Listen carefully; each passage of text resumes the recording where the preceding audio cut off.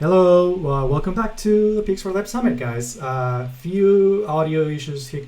We're live. Thank you for bearing with us. Thank you for sticking with us. Please let us know if there's anything that we can do to make this experience better. For now, let me introduce our next speakers. Control Allocation, reworking the PX4 mixing system. We welcome back Julien Lecourt-Colony from Lausanne, Switzerland, the engineer behind Jetman. We just saw him live earlier today, and joining him we have Sylvain Führer, flight control engineer at Autharian. Sylvain's focus is on fixed-wing and VTOL vehicles. In the PX4 stack, the output of the controllers is converted into actuator commands by mixers. Although very powerful insiders, the current mixing system is not user-friendly and is limited to static configurations. In this session, you will learn about the ongoing work on control allocation, which aims at complementing or even replacing the current mixing system. The future control allocation module promises easier and more flexible airframe configuration while enabling new features such as the continuous control of tiltrotor transitions and the handling of actuator failures. Community, let's welcome Sylvain and Julien. Okay, Julien. Okay, hello everybody, welcome back. I'm glad to start this second presentation of the day for me. It will be about control allocation, which is a work in progress that aims at improving the mixing system in PX4 so that we can do very interesting stuff like enabling handling of motor failures, actual control of tilt rotors during transitions, and all sorts of things. So I am Julien Lecourt. I'm an R&D engineer at Fibertics, and I will be co-presenting with Sylvain. Sylvain, can you say a few words about you? Yeah, hi everybody. I'm Sylvain Führer. I work at Autharian as an engineer with focus on VTOL and fixed-wing vehicles. Right, great. So PX4 can be used on many sorts of platforms. You can use it to control multi-rotors with various shapes. Here are a few examples: hexacopters, tricopters, quadcopters with non-squared rotors, etc. You can also control fixed-wing aircrafts, VTOL, could be tail-seaters or tilt-rotors. During my PhD, I also worked on platforms with tilted propellers that are capable of producing thrust laterally. And this is when I got interested into the problem of control allocation. Then, if you were connected earlier today, you could see a presentation on a Jetman project that uses thrust vectoring. So that's also an interesting control allocation problem because you have a nonlinear mapping between your actuator output and in the actual effect on the system. And yeah, right now I'm working at the Fibertics, where we have an innovative actuation system that is sort of midway between a multicopter and a helicopter, and that there are also interesting aspects of control allocation. So how is it possible? Here we see a slide with a lot of things to parse, but basically this is an overview of the control, estimation, and actuation of a drone, sort of what is implemented in PX4. And what I would like to focus on is what comes into the actuators on the right, called U. And this then is provided by a block called control allocation. This is what will be the focus of this talk. You have this control allocation block, which abstracts away the specificities of the airframe, be it multi-rotor, fixed wing, or something else, from the controller, which means we can run basically the same controllers for many types of platform. So what is control allocation? If you have the actuator commands, these are the PVM set points that you send to your ESCs, or could be something else. Then we can define G as the actuator effectiveness, which is a function that for a given actuator command, then computes what are the torques, moments, and thrust generated by the system. And then the control allocation problem is about finding the correct correct actuator commands that match the moment and thrust set points that are computed by the controllers. How do we do today? Today, we are using static mixing tables. Here, I give an example for a quadcopter. We have B, which is a matrix composed of +1s and -1s that converts the desired torques on X, Y, Z and thrust on Z into actuator commands. Actually, you could, for this particular example, fill the matrix by hand. You put +1s when an actuator has a positive impact on one axis and -1 when it has a negative impact. But in reality, that's not how you should do, because it's very easy to do it incorrectly and to introduce coupling between the axes. For instance, on an hexacopter, if you use that technique, then it wouldn't work at all. So in fact, when you configure an airframe on PX4, you will use an airframe script. Here, I give an example for the VTOL, which will load a specific mixer. And then this mixer corresponds to a few files, which are now listed on the screen. So you have first the mixer file. Click, please. Yeah, thank you. The mixer file, which is actually defined with a geometry file, which is used to compute the static mixing tables and generate a CPP file during the compile time. That is a lot of boilerplate, and we think that we could get rid of most of these files and have configuration of airframe based only on parameters. The mixer table generation goes as follows. You have a description of the geometry of the multicopter or the drone in general, and then using an actuator model, you build an effectiveness matrix that you can then invert in order to obtain the mixer matrix. This is now done by a Python script at compile time, but now we have an implementation of pseudo-inverse in the matrix library that is now merged and available. So we started to build a dynamic version of the mixer, which is the control allocation module. Yeah.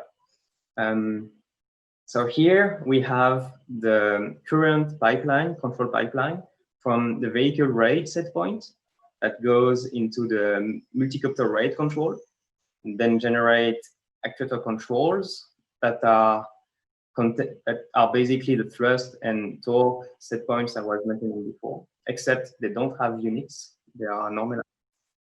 This goes into a multicopter mixer that uses the pre-computed tables I was mentioning before, and finally out to the actual devices. What we suggest is to have a second pipeline where we have an angular velocity controller that is more or less the same as the multicopter rate control, except that it has games with physical units. It is aware of the mass and the inertia of the platform, and it can thus generate torque and thrust set points that have the correct units. Then we have the control allocator module, which implements the pseudo-inverse and is able to dynamically update the table if needed. We will see that later. And at the end, this is piped in the existing mixer system with a new direct mixer in order to be compatible with the current system.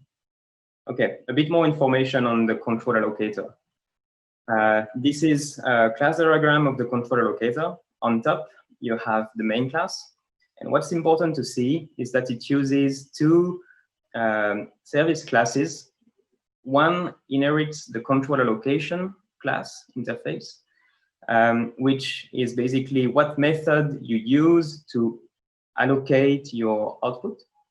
And on the right side, you have the actuator effectiveness interface that provides the effectiveness matrix.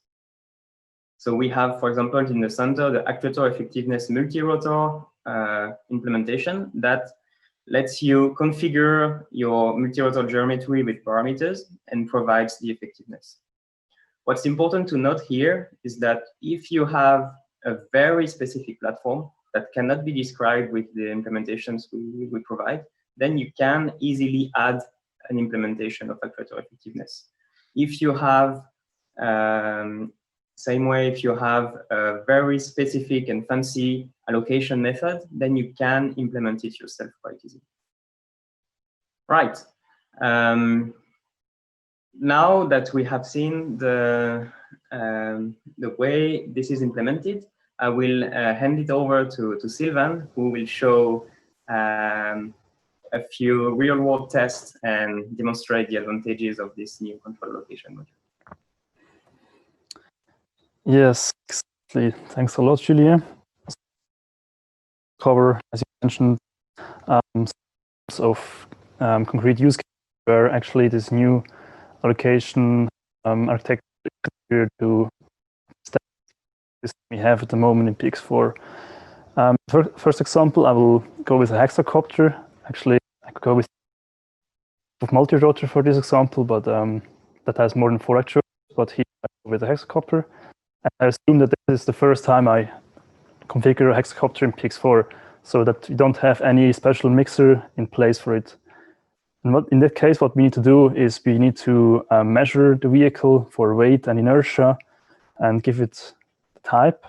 And then we need to define or set some specific parameters for all the motors, which is basically the thrust coefficient, the drag coefficient, the distance of the motor to the ZG, as well as the tilt of the motor.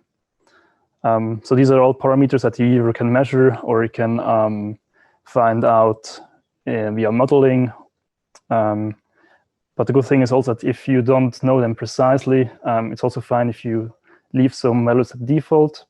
Then you just need to put in a bit more work in tuning. Otherwise, tuning is usually pretty easy if the model is correct. So what then the algorithm does, it computes this effectiveness matrix, G, which then, as Julien explained in his talk, can be inverted with a pseudo-inverse. And then, of course, we can solve for the actuator set points. In this case, these 6 actuators. So this is a static mix that we already have now in PX4, but I will show you now an example of something that we can't do with the current system. And this is actually exploiting the case that the hexacopter is over-actuated, so it has more motors than it needs to control its attitude of the 3 moments as well as the thrust.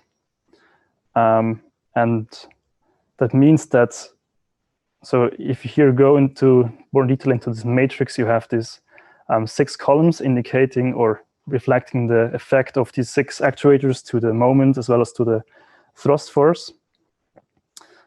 And you have, as I mentioned before, you need 4 to control 4 set points, the 3 moments as well as the thrust in Z direction. And you have 6 available actuator settings. That means it's over-actuated. Now, actually, we can use this over-actuation to control the vehicle in case of a motor failure. So in this example, I assume that I know immediately that a motor, in this case number 2, has failed. And then, of course, the whole effect of this motor to the moment as well to the thrust is 0. So we know that, and we can recompute the effectiveness matrix and then end up with a 4-column matrix, which is still fine for the control of a multi-rotor. Enough talking. I think some video show you more how it performs. So here in this task, I have on the left side a motor failure with the new dynamic allocation, and on the right side, it's a test with the current static allocation. And I fly in position mode, and let's see what happens when the motor fails. So in the first case here, the failure happens at this time. And you see, if you look closely, that this motor here has stopped working. So it's at 0 RPMs. And the vehicle still keeps its position quite nice, and you didn't see too much of movement actually when the failure happened. Compared to that, with the current static allocation in place, you then have the failure, you see an immediate response of the vehicle, and it then manages to stabilize itself as the integrators fill up, but you also see that it's not as nice as before, and I had really hard times controlling it and preventing it from flying away, and also the dynamics of the whole system have changed because these integrators introduce a lot of error and different dynamics than before. So I'm just about to be able to land it. Whereas with the dynamic allocation, I almost feel no difference, so I can move the drone left, right, forward, and backward. So the effectiveness matrix is recalculated to account for this motor that's switched off, and the remaining control loops control it almost the same as before. All right, now for another example, which is the tilt-rotor VTOL. A tilt-rotor VTOL is a fixed-wing vehicle that uses the motors pointed vertically to take off and land, but then in cruise flight, it tilts them forward to accelerate. So it's a system with a total of 7 actuators, and for the allocation, we need to model the moments and forces from the actuators to the system. And we do this in this example with a pretty rough model that still leads to this quite complicated formulations. And if you try to fit this into a matrix as before on the Hexacopter example, you'll see that this doesn't end up well, because you have here this cosine and sine terms in it, and also some actuator settings in coupling terms in other parts of the matrix. So this isn't for sure not linear, and thus also not invertible. So what we do here to have the system still controllable is that we calculate first some trim conditions of the motors and the tilt motors to allocate the desired forces in vertical and horizontal direction. And with these actuator trim settings, then we can linearize the effectiveness matrix. And from there on, it's then the same story as before with the Hexacopter. We can invert this and solve for the actuator settings. In real flight, it looks then like this. So here I tilt the propellers of the VTOL forwards to accelerate. And it keeps on recalculating the effectiveness matrix depending on this tilt.